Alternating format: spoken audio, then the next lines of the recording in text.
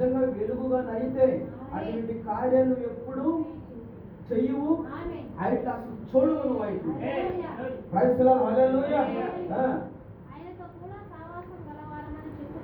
ఆయనతో కూడా సావాసము గలవారని చెప్పుకొని చీకట్లో నడిచిన వెడల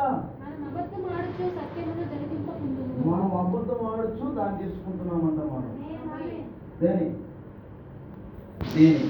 అబద్ధం ఆడి దీన్ని తీసుకుంటే ఏమవుతుంది తెలుసా? తెలియదు, జరిగిపోద్ది.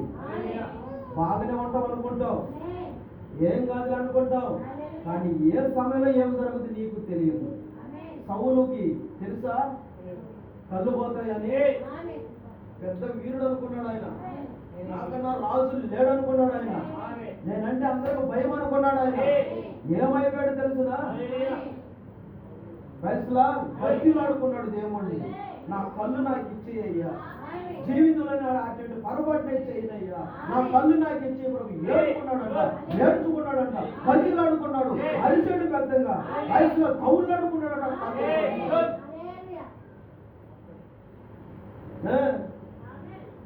దేవుడితో ఉంటానని చెప్పి, నేను ఎలుగులో ఉన్నానని చెప్పి, అబద్ధాలు చెప్పి వయసులో ప్రభురాత్రి బదులు చెయ్యి వేసిన దానికి ఏమైపోయాడు ఆయన?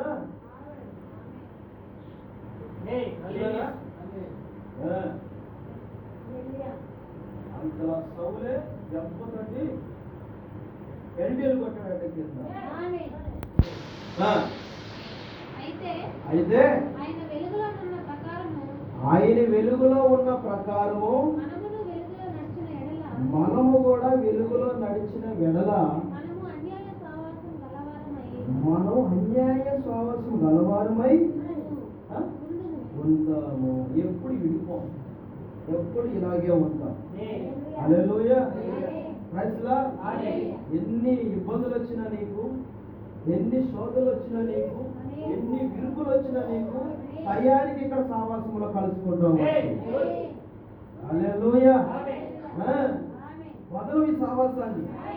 నేను వెళ్ళాలి, నా స్నేహితులు వస్తున్నారు అక్కడికి, నా స్నేహితురాలు వస్తున్నారు అక్కడికి, నా సావాసులు వస్తున్నారు అక్కడికి, నేను అక్కడ పోయి చెయ్యి కలపాలి. పాపము ప్రవేశించాడు. ఆదాము ఏం చేశాడు? అక్కడ అంజూరు పాపలు కట్టేసుకున్నాడు. ఎందుకు కట్టుకున్నాడు? ఎప్పుడైతే యేసు ప్రభు చెయ్యి వదిలేశాడో, అంజూరు పాకులని కట్టేసుకున్నాడు ఆయన. ఇంకొక ఉదాహరణ చెప్తా, ఉదాహరణతో నాకు టైం అయిపోతుంది, వాక్యం ఇప్పుడు చెప్పాలా. ఇంకొక ఉదాహరణ, ఆదాం 6 దినాలు ఉన్నాడా ఏదోను వనంలో? 6 దినాలు ఏదోను వనంలో ఉన్నప్పుడు చీమ చిటికి కూడా అన్న ఆదాముకి. ఎందుకనలేదు? అల్లా ఎందుకనలేదు ఆయనకి 6 దినాలు? ఆయనతో కూడా యెహోవా ఉన్నాడు, ఆయనతో కూడా దేవుడు ఉన్నాడు. ఇది జరుగును గాక అంటాను పక్కన కూర్చొని, ఇది కలుగును గాక అంటాను పక్కన కూర్చొని, ఇది జరుగును గాక అంటాను. ఈ 6 దినాలు ఆయనతోనే ఉన్నాడు. కానీ లోకానికి సంబంధం, ఆ లోకానికి ఆదాముతో మాట్లాడడానికి సమయమే లేకుండా, ఆ లోకం ఆయన కాడపోయినప్పుడల్లా దేవుడు ఉన్నాడు, ఈ చీకటి ఆయన కాడపోయినప్పుడల్లా దేవుడు ఉన్నాడు. అల్లాడిపోయిందంటే సాతాను ఆదాము కాడకు బాగుంది. ఈ 6 దినాలు ఆదాముతో ఉండి దేవుడు ఏం చేశాడు? ఇంటికి వెళ్ళాడు. ఇంటికి వెళ్ళాడు. 6 రోజులు పెయింట్ పని చేస్తాం కదా, 7వ రోజు ఇంటికి వెళ్ళమా? అలాగే దేవుడు ఏం చేశాడు? 6 రోజులు పని చేసుకొని 7వ రోజు ఆదాముకి మంచి జాగ్రత్త చెప్పి, హల్లెలూయా, జాగ్రత్త ఆదాం, నేను ఇంటి దాకా వెళ్తున్నాను, నేను మళ్ళీ వస్తాను, అప్పుడు దాకా నువ్వు జాగ్రత్త, నేను చెప్పిన దాకా, నేను చెప్పిన పని మీద నేను ఉండవాలి. ఈరోజు మనకు చెప్పినట్టే,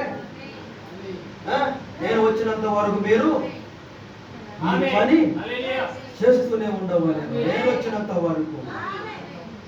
అదే మాట ఆదాముకు చెప్పేసి ఈయన వెళ్ళిపోయి రాంగని అంజూరు పాకులు కట్టేసుకోవాలి.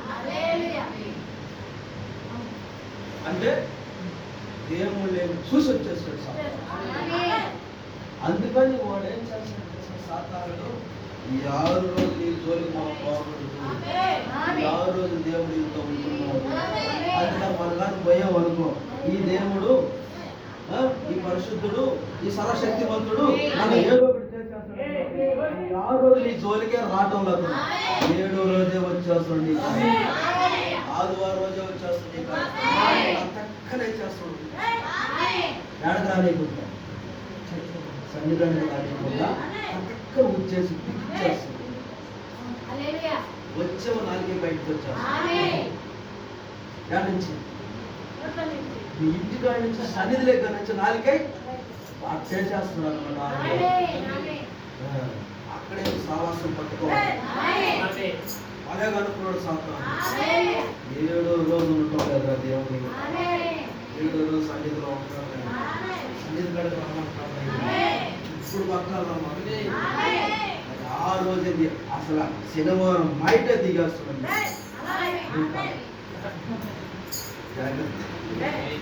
చేస్తావా? ప్రయత్నిస్తావా లేదా నాలుగే బయటకు తెచ్చేస్తావా?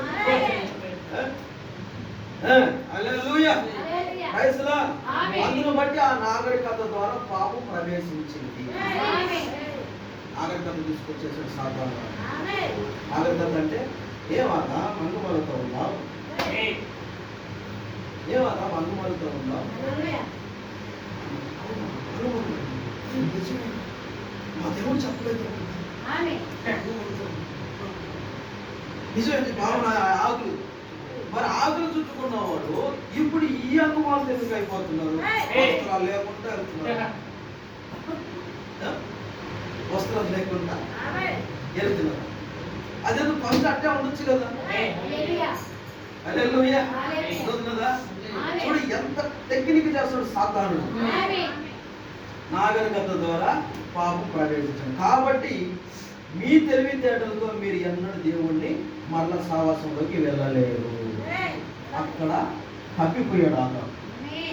దేవుడు మాట దేవుడు ఉన్నప్పుడు ఎంత బాగున్నాడు తెలుసునా?